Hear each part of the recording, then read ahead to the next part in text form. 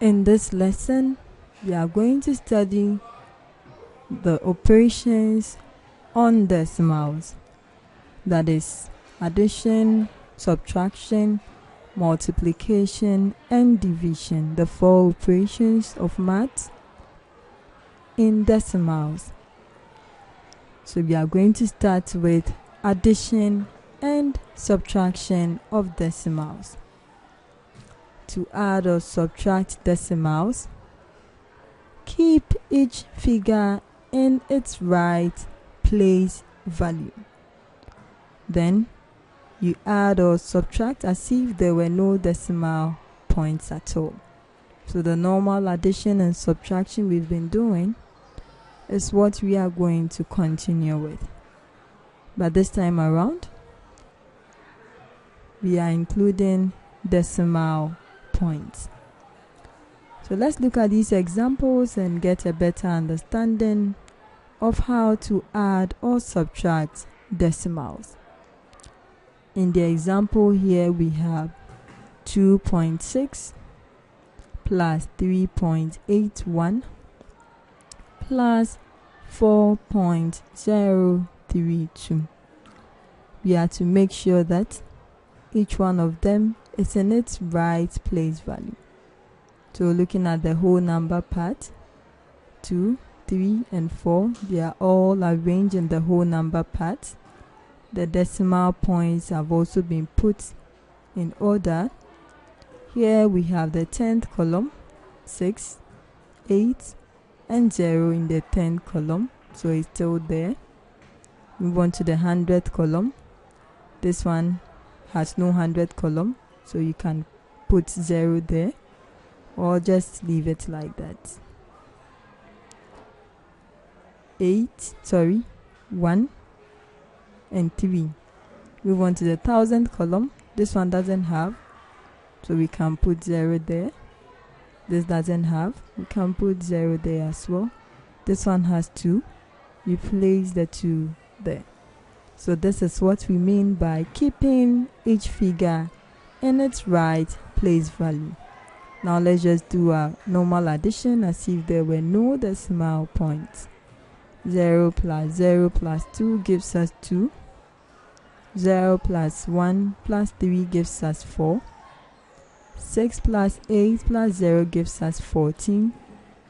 We don't write all the 14, therefore 4 here. We have a remainder of 1. 1 plus 2 is 3, plus 3 is 6, plus 4 is 10. Then that gives us 10.442. So it's just as simple as that. Let's try this example as well. We have 13.83 minus 6.74. Keep each number or figure in its right place value. 1 is in the tens, so we have it in the tens. 3 is in the units. We have 3 and 6 both in the units.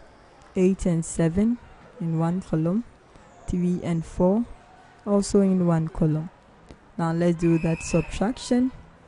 3 minus 4 can be, we pick one from here, becomes 13.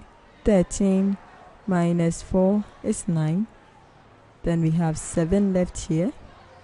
Can just write it in order not to forget. 7 minus 7 is 0. We put our decimal point. We continue with the subtraction. 3 minus 6, no.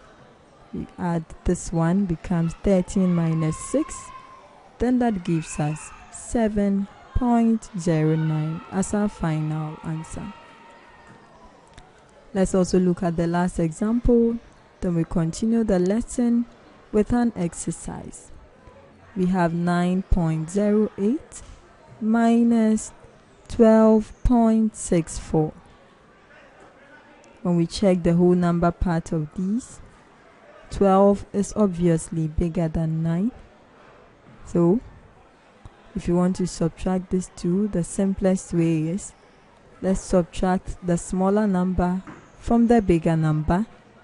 Then since we are subtracting the smaller number from the bigger number, and the bigger number is the negative one, our value or our answer will be negative.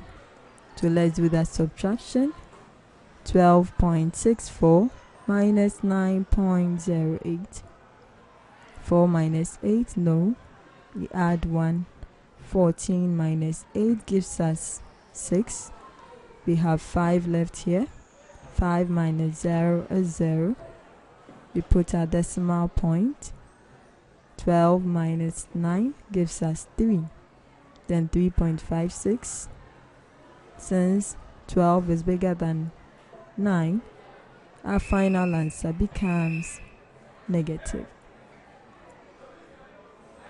Can we write that?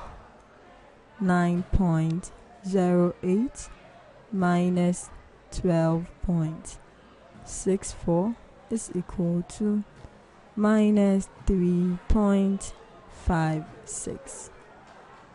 You can jot this down into your notebooks. Then we continue with the lesson.